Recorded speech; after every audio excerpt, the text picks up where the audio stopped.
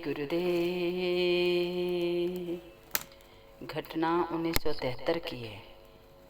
ये कहानी के रूप में आप सभी तक पहुंचाई जा रही है। 1973 की है। हरिद्वार के चमगादड़ टापू पर विशेष कार्यक्रम हुआ। जाड़े के दिन और उस ठंडी हवाएं चल रही थी। कई प्रांतों के सत्संगी आए थे। इन दिनों में कार्यक्रम दिसंबर महीने में था।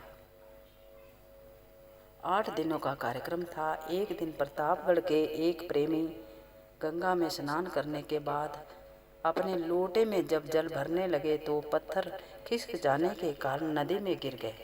किनारे पर भी धार तेज थी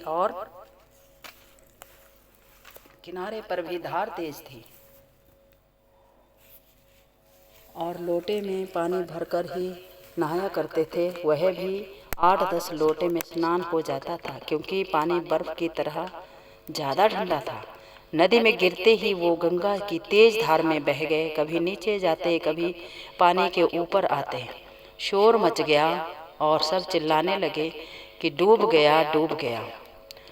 स्वामी जी महाराज को तुरंत सूचना दी गई। स्वामी जी महाराज ने कहा, उसे जाकर बचाओ।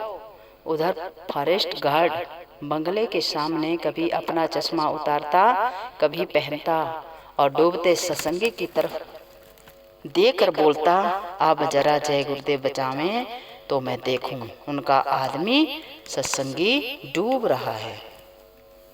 अगर उनके अंदर शक्ति है तो बचा लें। यहाँ सुनकर, दृश्य देखकर मेरी आंखों में आंसू आ गए। स्वामी जी के आदेश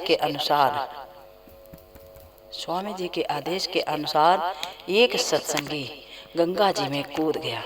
तैराक अच्छा था, किंतु तुरंत उसका शरीर बर्फीले पानी से ठिठुर गया और वह तेज धार से किसी तरह वापस लौट आया। फिर किसी दूसरे सत्संगी की हिम्मत ना पड़ी कि नदी में कूदकर डूबते सत्संगी को बचावें। इस बीच वो सत्संगी डूबते उतरते नदी की उस मोड़ पर पहुंच गया जहां से शारदा नदी मिलती है।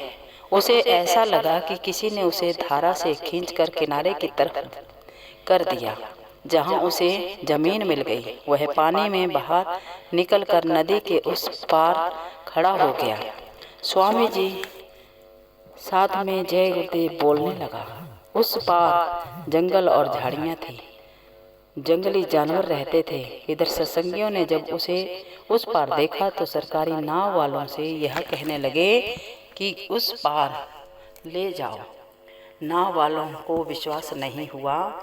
उन्होंने कहा कि इतनी देर तक गंगा की ये बर्फीली धार में रहकर कोई जीवित नहीं बच सकता। वह बहुत समझाने बुझाने पर वो राजी हुए और नाव में उस सत्संगी को वापस उस पार लाने को तैयार हुए। उस पार पहुंचने पर जब सब लोग उसे लिवाने लगे तो उससे पूछा कि स्वामी जी की फ़ोटो और टोपी कहाँ है। तो सत्संगियों ने उसकी मुट्ठी खोलकर टोपी दिखाई जिसे वह पकड़े हुए था। फोटो और टोपी में उसी टोपी में लगी थी।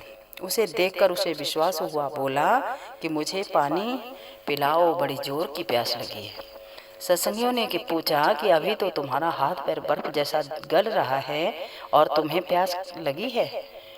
फिर जब वह कह गया कि तुम तो गंगा जी में डूब रहे थे, तो उसने जवाब दिया कि नहीं, हम स्वामी जी का नारा लगा रहे थे। स्वामी जी हमारा गर्दन पकड़कर घसीटते हुए लिए आ रहे थे। हमें प्यास लगी थी, हमें पानी पिलाओ।